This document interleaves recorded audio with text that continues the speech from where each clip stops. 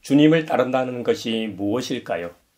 예수님은 베드로의 신앙 고백 이후에 죽음과 부활을 예고하시면서 누구든지 나를 따라오려거든 자기를 부인하고 제 십자가를 지고 나를 따라오라고 말씀하신 바 있습니다. 바로 제자도가 무엇인지 말씀하신 것이죠. 우리가 주목하고 곰곰이 생각해 볼 점은 자기를 부인한다는 부인하다의 원어는 아파르네오마이인데요. 이 단어는 베드로가 예수님을 부인할 때 3번이나 사용된 단어이기도 합니다. 참 흥미롭죠? 겟세마네 동산에서 함께 기도하다 대제사장 등 당시 종교 지도자들이 보낸 공권력에 의해 예수님께서 잡히십니다. 잡히신 후 사내들인 공회에서 예수님을 손바닥으로 때리고 주먹으로 치고 얼굴에 침을 뱉고 예수님을 모욕하는 자리에서 그렇게 당당하던 베드로는 온데간데 없고 비겁한 겁쟁이가 되어 예수님을 3번씩이나 모른다고 부인합니다. 바로 그때 부인하다의 의미로 사용된 단어가 예수님께서 제자도를 말씀하실 때 자기를 부인하고와 동일한 단어라는 점에 우리는 주목해야 합니다. 베드로는 자기 살자고 예수님과 아무 상관이 없음을 고백할 때 이 단어를 사용했습니다. 그런데 예수님께서 제자도를 말씀하실 때 이 단어를 동일하게 사용하셨다는 것은 그야말로 누구와 아무 상관이 없음을 공언한다는 것을 의미합니다. 예수님께서는 사랑하시는 베드로가 예수님 자신을 부인한 것처럼 자기 자신을 부인한다는 이 참된 의미는 내가 내 주인인 것처럼 생각하고 행동하지 말라는 말씀입니다. 그러니까 자기를 부인한다는 것은 주체인 자신과 아무 관계가 없는 것처럼 행동하는 것을 말합니다. 예수님께서 산산수훈에서 너희의 보물을 하늘에 쌓아두라고 말씀하시면서 너희는 무엇을 먹을까? 무엇을 마실까? 무엇을 입을까? 염려하지 말라고 말씀하셨죠. 이런 것들은 다 이방인들이 구하는 것이라고 하셨습니다. 믿음 없는 자들이 구하는 것이라고 말씀을 하셨다는 것이죠. 사실 이 말씀에 반론을 제기할 수 있을 겁니다. 이 땅에 살아가면서 어떻게 물질 없이 살 수 있냐고 말입니다. 맞습니다. 연약한 육체를 입고 있는 한 우리는 물질에서 자유로울 수 없습니다. 그래서 예수님께서는 이렇게 말씀하셨습니다. 너희 하늘 아버지께서 이 모든 것이 너희에게 있어야 할 줄을 아신다고 말입니다. 그렇기 때문에 너희는 먼저 그의 나라와 그의 의를 구하라고 말씀하셨던 것입니다. 그리하면 이 모든 것, 이 땅에서 우리가 살아가면서 필요한 것들 말입니다. 먹을 것, 마실 것, 입을 것 등을 더하여 주신다고 하셨습니다. 여러분, 우리 예수님께서 그렇게 말씀하셨으면 그런 겁니다. 우리 예수님은 하나님이십니다. 이뿐입니까? 우리 예수님께서 뭐라고 말씀하셨습니까? 율법 교사 하나가 예수님을 시험하기 위해 질문을 하였습니다. 선생님, 율법 중에서 가장 큰 계명이 무엇입니까? 어느 계명이 가장 크고 중요한 것이냐는 질문이죠. 이때 예수님께서는 네 마음을 다하고 목숨을 다하고 뜻을 다하여 주 너의 하나님을 사랑하라고 말씀하셨습니다. 너무나 유명한 말씀이죠. 하나님 사랑과 더불어 이웃 사랑에 관한 말씀도 함께 주셨죠. 바로 십자가 사랑의 원리를 말씀하여 주셨습니다. 자기를 부인한다는 것은 자기 자신보다 하나님을 더 사랑하는 것을 말합니다. 전적으로 하나님 나라와 그분의 의를 추구하며 사는 삶을 의미합니다. 제자도를 십자가를 지는 것에 비유하신 예수님의 말씀은 십자가에 의한 특별한 형벌이나 고난만을 의미하는 것이 아닙니다. 이것은 우리의 삶의 전 영역을 다 포함하는 자기 삶의 포기입니다. 우리가 우리 자신을 내려놓기 위해서는 사도 바울이 고백했던 갈라디아서 2장 20절 말씀이 필요합니다. 내가 그리스도와 함께 십자가에 못 박혔나니 그런즉 이제는 내가 사는 것이 아니요 오직 내 안에 그리스도께서 사시는 것이라. 이제 내가 육체 가운데 사는 것은 나를 사랑하사 나를 위하여 자기 자신을 버리신 하나님의 아들을 믿는 믿음 안에서 사는 것이라는 믿음의 고백과 생각과 삶의 고백이 있어야 합니다. 이럴 때 비로소 자기를 부인하고 예수님을 따르는 참된 그리스도인이 된 것이라 믿습니다. 여러분, 오늘 마가복음 10장 본문에는 부자 청년이 등장합니다. 우리가 이렇게 잘 아는 젊은이입니다. 물질 만능주의가 팽배한 시대를 살아가는 입장에서는 이 부자 청년이 부러움의 대상일지도 모릅니다. 우리가 솔로몬을 부러워하는 이유가 뭡니까? 그가 역사상 가장 위대한 지혜를 소유한 사람이기도 하지만 그의 부귀영화 때문입니다. 우리가 잠언 전도서를 읽을 때 은혜를 많이 받기도 하지만 도전도 함께 받는 게 사실입니다. 전도서 3장에는 모든 일에는 다 때가 있다는 취지의 말씀이 기록되어 있습니다. 솔로몬은 평생 이 세상의 모든 것을 다 경험해 본 자로서 권면하는 내용이지요. 솔로몬이 제 아무리 뛰어난 탁월한 천재라고 해도 혼자 모든 것을 다 경험하고 다 알 수는 없죠. 여러분, 요즘 시대의 화두는 집단 지성 아닙니까? 그만큼 혼자보다는 여럿이 함께할 때 더 공정하고 합리적이라는 말이겠죠. 우리가 오늘날 우주의 크기를 이야기할 때 관측 가능한 크기를 말하듯이 솔로몬 역시 그 당시 그가 경험하고 예측 가능한 한도 내세의 이야기이면은 분명합니다. 심지어 전도서 1장에서는 솔로몬이 뭐라고까지 말하느냐면요. 자신의 가장 큰 자랑인 지혜조차도 헛되다고 말합니다. 결국 결론이 전도서 1장 2절 말씀처럼 헛되고 헛되며 헛되고 헛되니 모든 것이 헛되다라고 말입니다. 우리는 모든 것이 헛되다고 고백하는 솔로몬의 지혜를 읽으면서 깨달음도 얻지만 한편으로는 나중에 헛되다고 고백할 땐 하더라도 솔로몬만큼은 아니지만 우리가 살고 있는 이 시점에서 부족함 없이 한번 살아봤으면 좋겠다고 생각하기도 합니다. 이 점에서는 저도 예외가 아닙니다. 집 없는 사람에게는 내 집 한번 갖는 게 소원이죠. 이건 나쁜 것 아닙니다. 다들 빚내서라도 차 타고 다니는데 작은 차라도 있으면 살아가는 가족들과 함께 나들이라도 가면 좋겠다는 마음이 뭐 그리 나쁠까요? 또 내 자식이 잘 됐으면 좋겠다고 바라는 것이 뭐가 잘못인가요? 건강을 위해 기도하고 바라는 것이 뭐가 기복신앙인가요? 저는 기복신앙이라고 생각하지 않습니다. 다만 하나님을 하나님으로 인정하고 믿지 않고 마치 알라딘의 지니처럼 생각하는 것이 기복신앙이라고 할 수 있을 겁니다. 여러분, 온 우주 만물을 창조하시고 지금도 살아계셔 우리를 사랑하시는 하나님을 단지 우리에게 복을 주는 대상으로만 여기는 신앙이 문제라는 말입니다. 자기를 부인하고 자기 십자가를 지고 예수님을 따라 쫓는다는 의미는 우선순위가 예수님이어야 한다는 말입니다. 예수님께서 복음서에서 말씀하신 주님의 말씀을 따라 사는 삶이 중요하다는 의미입니다. 하나님 나라에서 살아가는 것처럼 이 땅에서 살아가는 태도와 자세가 필요하다는 말입니다. 하나님 나라에서는 주님의 의가 기준일 겁니다.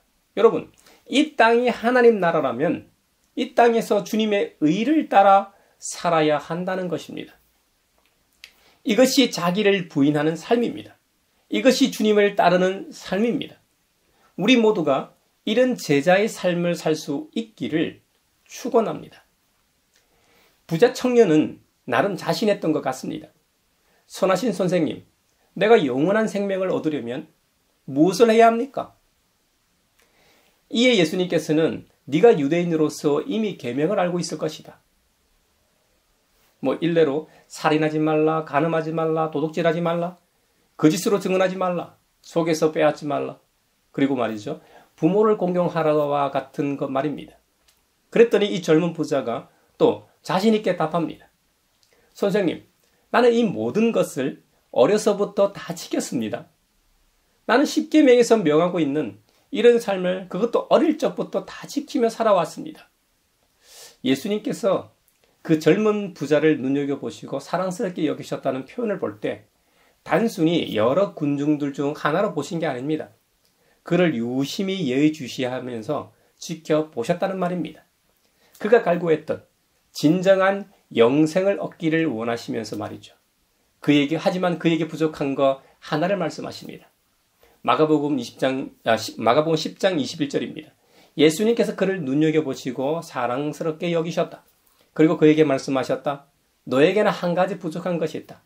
가서 네가 가진 것을 다 팔아서 가난한 사람들에게 주어라. 그리하면 네가 하늘에서 보화를 차지하게 될 것이다. 그리고 와서 나를 따라라. 이 말씀은 아까 언급했던 내 보물을 하늘에 쌓으라고 비유로 말씀하신 내용과 연결됩니다. 이 땅에서 무엇을 먹을까, 무엇을 마실까, 무엇을 입을까 하는 모든 것들은 다 물질과 관련이 있습니다. 그래서 항상 고위공직자 이 인사청문회 때 공통적으로 나타나는 현상입니다. 소위 사회 지식인이요, 지도층이라고 일컬어지는 사람들을 보면 깨끗한 사람을 찾아보기가 어렵습니다. 특히 부동산 취득 과정을 보면 불투명하고 냄새가 납니다. 재산이 없는 자녀가 갑자기 몇십억 하는 집을 소유하는 모습을 어렵지 않게 봅니다. 지난주에 기사를 하나 봤는데요. 흥미로운 내용이더라고요. 요즘 대도시 근교에 대형 베이커리 가게들이 많이 생기는 현상에 대한 기사였습니다. 여러분들도 한 번쯤은 가보셨을 겁니다. 그런 대형 베이커리는 커피와 같은 음료만 파는 것이 아니라 맛있는 빵을 곁들여 팝니다. 제 고향 부산에 가면 영도라는 섬이 있습니다. 옛 조선소 자리에다 배를 모티브로 해서 3,000평 규모의 오션뷰를 자랑하는 카페가 있습니다. 한국에선 가장 크고 아시아에서 두 번째로 크다고 하더라고요. 그러니까 그 규모가 어마어마한 거죠. 이 카페는 단순한 카페가 아니라 앞서 얘기했던 대형 베이커리 카페의 일종입니다. 다른 대형 이 베이커리와의 차이는 그 규모가 워낙 크다 보니까 전시회나 행사 같은 이벤트도 하고 대관도 가능하다고 합니다. 그런데 이런 대형 베이커리 카페들이 영업이익도 안 날 것 같은 위치에 생기는 이유가 상속세를 피하기 위해서랍니다. 보통 대형 베이커리 카페의 경우 손익분기점이 월 2, 3억 정도 된다고 합니다. 이렇듯 쉽지 않은 수익성에도 가압승계 지원 제도를 악용하기 위해 이런 대형 베이커리 카페들이 많이 생겨났다는 겁니다. 가게를 오픈하고 10년만 버티면 상속세 영원의 혜택을 받는다고 합니다. 게다가 커피 전문점은 과세 특례 업종이 아니지만 빵집은 과세 특례 대상 업종으로 분류되기 때문에 단순한 카페보다는 베이커리 카페로 사업을 운영해야 유리하기 때문입니다. 사실 이런 규모의 대형 카페는 기둥만 세워도 2, 30억 원이 들고 인테리어까지 생각하면 5, 60억이 좋게 든다고 합니다. 부산 영도에 세워진 그 카페는 도심이라서 550억 정도 들었다고 하니 실로 엄청납니다. 거기다 직원들 월급까지 줘야 하니 돈이 많이 드는 사업입니다. 여러분, 설명을 듣고 보니 왜 외곽에 그런 대형 베이커리 카페가 있는지 이해가 갑니다. 부모로부터 많은 재산을 물려받았든 자수성가했든 간에 많은 사람들이 자신의 부를 사회에 환원하거나 타인과 나누기보다는 절세하거나 탈세했으라도 부를 대물림하려고 많은 사람들이 기를 쓰고 노력합니다. 그 대표적인 사례가 국회에서 인사청문회 때마다 우리가 목도하는 모습입니다. 이 땅에서 그렇게 소중하게 생각하는 물질을 가난한 사람들과 나누라는 것이 우리 주님의 말씀입니다. 네가 이 땅에서 나누는 것만큼 하늘에서 보화가 내게 있으리라고 말씀하십니다. 이것이 영생을 구하는 부자 청년에게 예수님께서 하신 말씀입니다. 그러고 나서 와서 나를 따르라는 게 주님의 말씀이셨습니다. 여러분, 하늘의 보화는 이 땅에서 가치 있게 여기는 금은 보화가 아닙니다. 사랑하는 양만큼이 하늘의 보화입니다. 이웃을 사랑하고 배려하며 타인과 더불어 살아가는 너비와 깊이만큼이 하늘의 보화입니다. 이 말씀의 부자 청년은 네, 알겠습니다. 그렇게 하고 주님을 따르겠습니다 하지 않았습니다. 그 젊은 부자는 많은 재산 때문에 울상을 짓고 근심하면서 예수님을 떠나갔습니다. 그리고는 두 분 다시 예수님 앞에 나타나지 않았습니다. 반면에 누가복음에 나오는 키 작은 삭개오는 어땠습니까? 그도 역시 부자였습니다. 하지만 그는 예수님을 만나고 부자 청년과는 전혀 다른 행동을 합니다. 삭개오는 부자 청년처럼 그가 어떻게 행동해야 하는지 예수님이 지시한 것도 아닙니다. 그는 자발적으로 자신의 소유의 절반을 가난한 사람들에게 나누어 주겠다고 전격 선언했습니다. 그리고 만일 자이든 타이든 누구의 것을 빼앗은 일이 있으면 4배나 갚겠다고 선언했습니다. 그 결과 예수님으로부터 오늘 이 집에 구원이 이르렀다고 확답을 받았습니다. 하나님으로부터 확답을 받았다는 말입니다. 그리고 이 사람도 아브라함의 자손이라는 칭찬도 받았습니다. 예수님께서는 바로 이런 자들을 위해 이 땅에 오셨다고 성경은 말씀합니다. 잃어버린 자를 찾아 구원하려고 말입니다. 저는 이것이 교회가 해야 할 일이라고 믿습니다. 교회가 사회 사업을 통해 복음의 길을 열고 확장하는 것도 좋다고 생각합니다.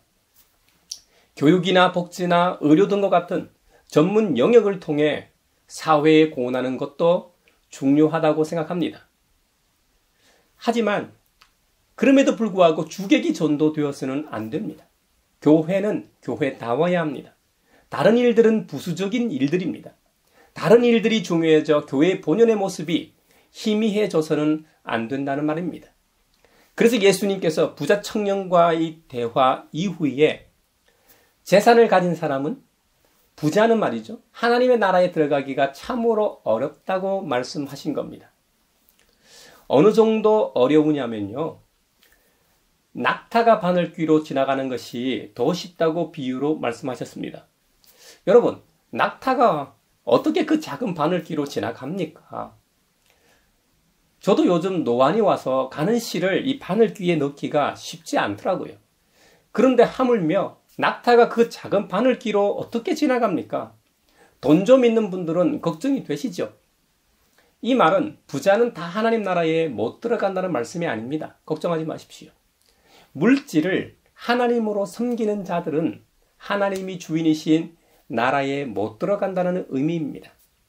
원어적으로 재산을 가진 부자는 단순히 물질이 많은 것을 가리키지 않습니다. 가진 것이 많은 사람을 가리킵니다. 그러한 자들은 사회적으로 높은 지위와 권력과 명예를 가지고 있습니다. 그들의 부를 통해 지식도 축적하죠. 그리고 자식들에게도 대물림이 될 가능성이 높죠. 이 세상에서 가진 것이 많은 자들과 누릴 것이 많은 자들은 하나님의 나라로부터 멀리 있다는 말씀을 명심해야 합니다.